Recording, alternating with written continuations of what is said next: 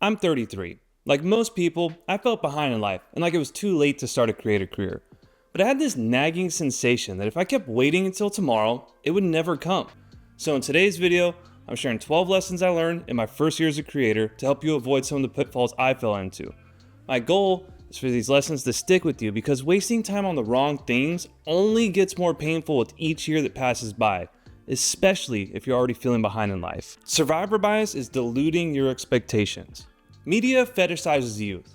Open up any social media app and see it for yourself. We are constantly inundated with success stories of young millionaires, models making bank with their beauty, and for some reason, everyone in their 20s can afford to travel the world without a care in the world. It's no wonder people in their 30s already feel like wrinkling dinosaurs. But it's all a facade. There are 8 billion people on the planet, and 99.9% of them are not young, beautiful, and ultra rich. Comparing yourself to that standard will destroy your confidence.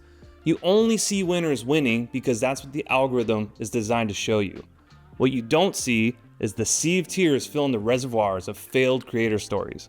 And because social media feeds are skewed towards the top 1% of content, you'll chronically feel like a loser compared to them. I've personally struggled with this so many times. Seeing my content flop after pouring hours of my time into creating it is brutal. It's too easy to fall into the comparison trap. But everyone is on their own path and has their own struggles. So beware of the tendency to feel like you should be further along than you are. That will prevent you from improving what you can control and what's within your power to change. It will keep you in a place of victimhood and stunt your growth towards mastery. And you never really know what someone had to do to get where they are. If you really want to be a creator long term, then don't let survivor bias delude you into thinking it's supposed to be easy. Nobody cares. Seriously. What will everyone think is one of the most common fears new creators have? I know this is especially true as we get older and we're conditioned by society to take ourselves more seriously. We all fear that everyone will be secretly judging us behind our backs, as if they're having YouTube watch parties with everyone you respect, and they all sit around the TV and just rip into every insecurity of yours. The truth is, nobody cares. Everyone has too much on their mind to spend any significant amount of time thinking about you and your new creative habit. Seriously, I cannot overstate this.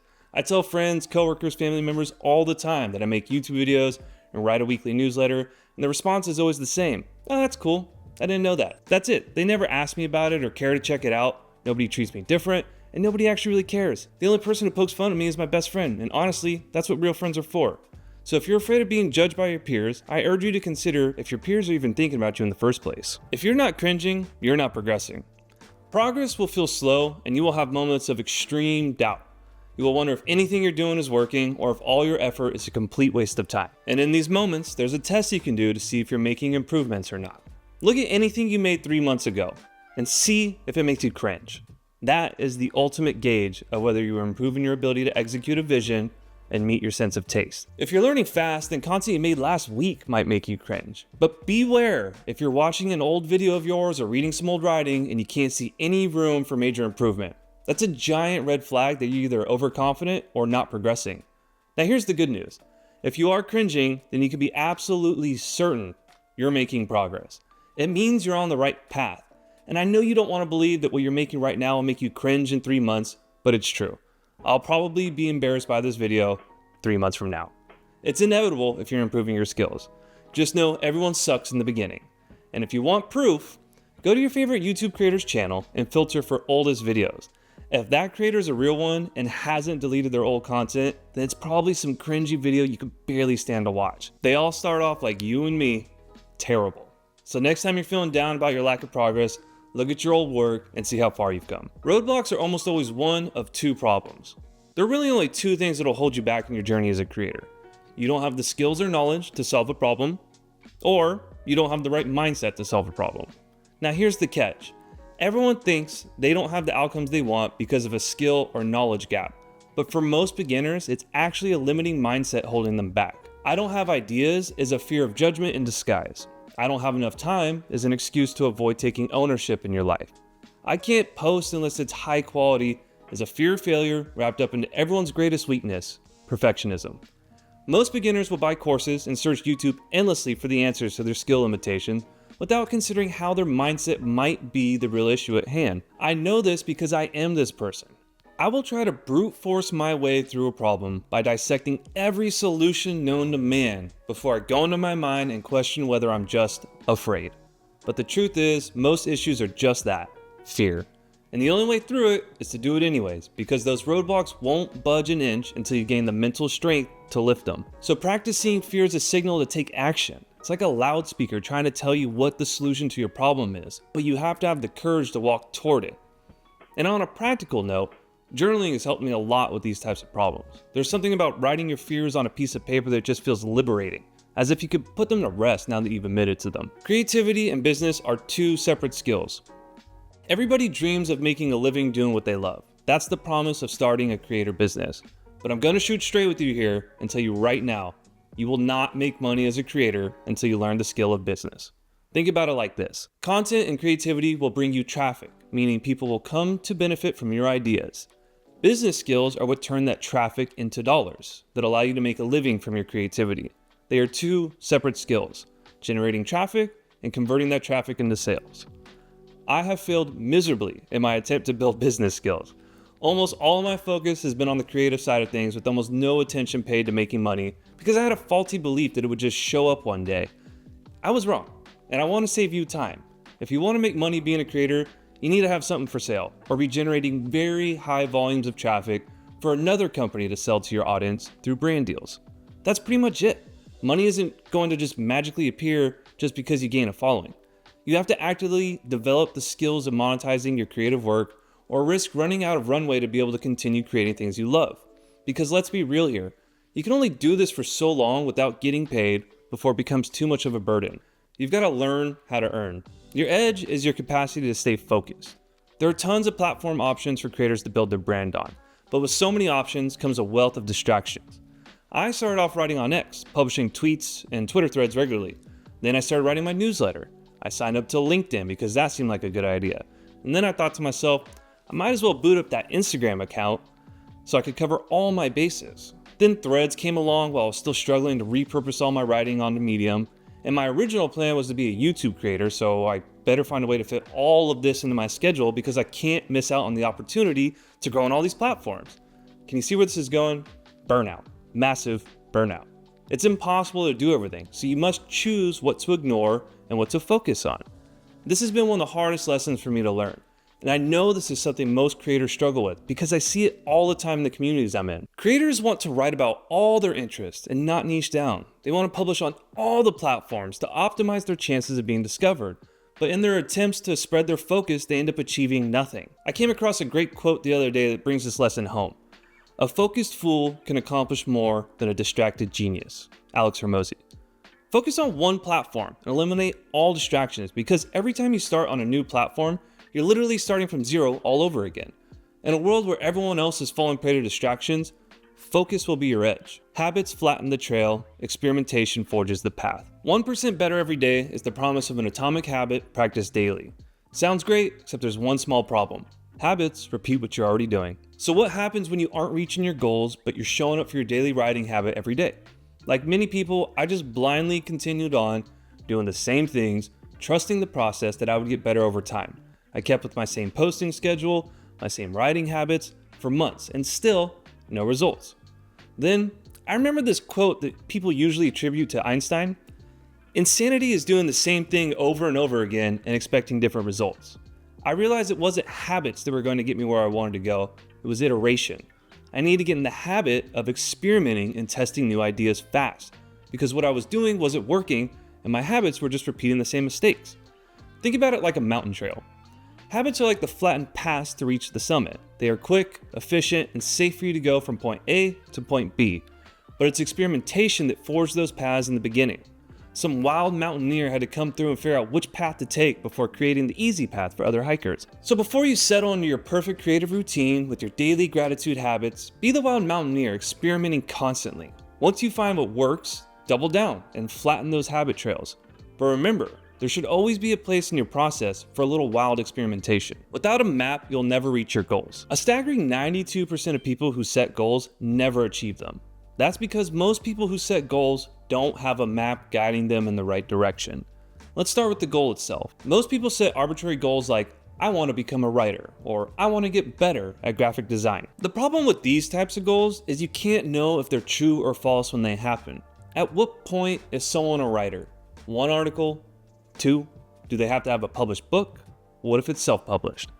The mission isn't clear and binary. The second problem is most people don't create a plan to achieve their goals, but rather rely on our old friend habits to get them there. If you want to become a video editor making $3,000 a month, what steps are you going to take?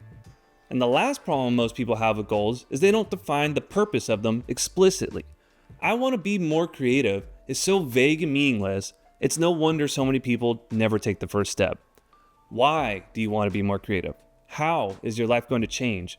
What opportunities will it unlock? What purpose will it bring to your life? I made all these mistakes and it held me back from reaching my goals for many months. That's why I developed the M.A.P framework for goal setting and project management. M for mission. What is the clear and binary objective? It should either be achieved or not achieved, like a checkbox. A for adventure. What are the actionable steps and milestones of your journey toward the mission? Plot the adventure in checklist format. P for purpose. Why are you trying to accomplish the mission in the first place? Motivation is easy to come by when you know exactly why you're doing something and how your life will change because of it.